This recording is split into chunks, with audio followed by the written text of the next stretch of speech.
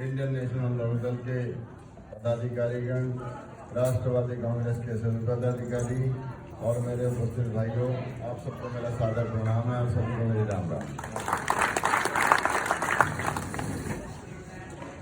गर्मी बहुत है भाई, ज़्यादा देर में आपको बताऊंगा भी नहीं, क्योंकि हमें कल भी आपकी ज़रूरत है। कल माननीय शरद पवार जी पुरानी सब्जी मंडी करनाल में आ रहे हैं, उनके साथ भाई अमर सिंह चौटाला भी होंगे और सरदार सुखबीर सिंह बादल भी होंगे। आप सभी पहुँच के वहाँ उनका मान सम्मान बढ़ाएं, हमारा और अपना आपस में दूसरे का हौसला हम बढ़ाएं। और चुनाव की जहाँ तक बात है, आपको भी दिख रहा होगा, चारों तरफ की शोर भी सुन रहा होगा, चुनाव में आप स्पष्ट आज जीत में खड़े।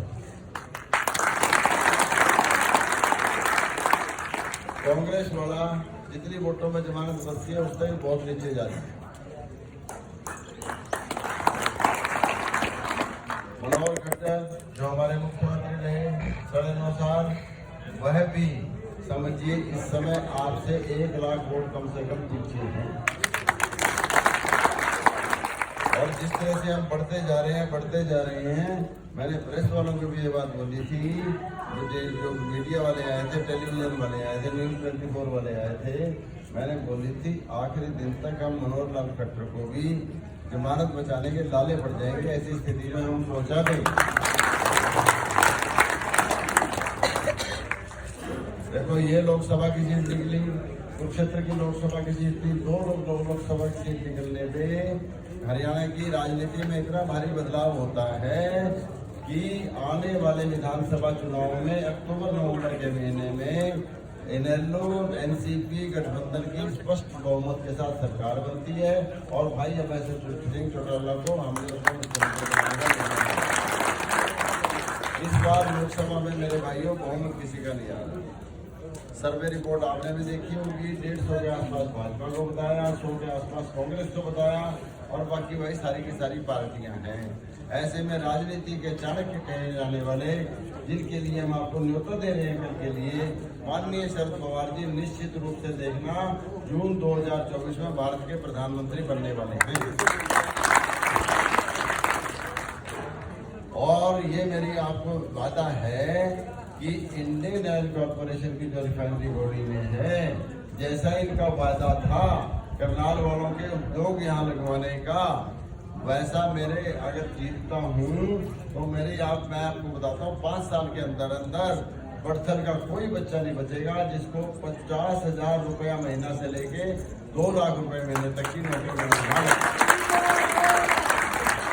हमारे बाहर गए हुए बच्चे भी बहुत से बाहर वापिस आ लेंगे और यहाँ से बाहर जाना छोड़ देंगे। ऐसी स्थितियाँ हम यहाँ पैदा कर देंगे और माननीय शरद पवार जी जो प्रधानमंत्री बनते हैं, हम हरियाणा में कोई टोल टैक्स नहीं रहने देंगे, सारे टोल टैक्सों से बहुत कुछ। और लोकसभा जितने भी हम लोकसभा अपने करनाल लोकसभा के हल्के में तो 6-7 टोल टैक्स वेरियन है, इनको हम सारा वो खत्म करेंगे, नहीं रहने देंगे। बस आपने तो भाई मेरे 5 दिन एक शोर मचाना है 5 से 5 दिन कि इस बार हमने लोकल को बनाना है और भारी को यहाँ से भगाना है। अब 2 प्रत्याशी खड़े हैं भाई, क्या आप उन दोनों के सिर्फ मनोहर लाल खट्टर के बारे में आप इतना जानते हो कि 9.5 साल मुख्यमंत्री था? कौन सा उसका ठोक ठिकाना है, क्या उसका काम धंधा है, कहाँ वो मतलब क्या उनका कार्य व्यवहार है, कुछ आपको उसके बारे में नहीं पता। क्या आप मेरे भाइयों दोनों के बारे में जानते हो? कांग्रेस और एनसीपी के, कांग्रेस और ये जो खड़ा है भारतीय जनता पार्टी का मनोहर खट्टर, इन दोनों के बारे में जानते हो कहाँ से हैं? ये कौन है, ये जानते हो आप? बोलो जोर से बोल के बता भाई। ये भाई दोनों के दोनों जंगी हैं और जंगी ने आज तक किसी का फायदा नहीं किया। आप समझ रहे हो मेरी बात को? हमने बचपन में अपने माता बहनों को लुटते हुए देखा है, किसी ने इनसे कपड़ा उधारा ले लिया, समझो घर खत्म कर दिया इन्होंने, फायदा किसी का करते नहीं। और यही कारण है 9.5 साल मुख्यमंत्री रहा मनोहर लाल खट्टर, 1 आदमी का भी फायदा उन्होंने नहीं किया, कागजों को लिया। मराठा को जिताना है, जांगियों को भगाना है। इसलिए भाई अब ये करना, आपने लोकल को बनाना है और पहाड़ियों को बनाना है। Vote for local, vote for local, vote for local. और ये भाई मान सम्मान का सूचक पगड़ी मेरे सिर पे जो आपने रखी है, शादी जो मुझे भेंट की है, उससे मेरा मान सम्मान बढ़ा है, उसके लिए आपका बहुत बहुत धन्यवाद। और मैं वादा करता हूँ आपसे, देखो पगड़ी का मान सम्मान कौन रखता है कायम? जिसके हाथ में ताकत होती है। ताकत के बिना मान सम्मान कायम नहीं देता मेरे भाइयों। ताकत मैंने आपसे लेनी है।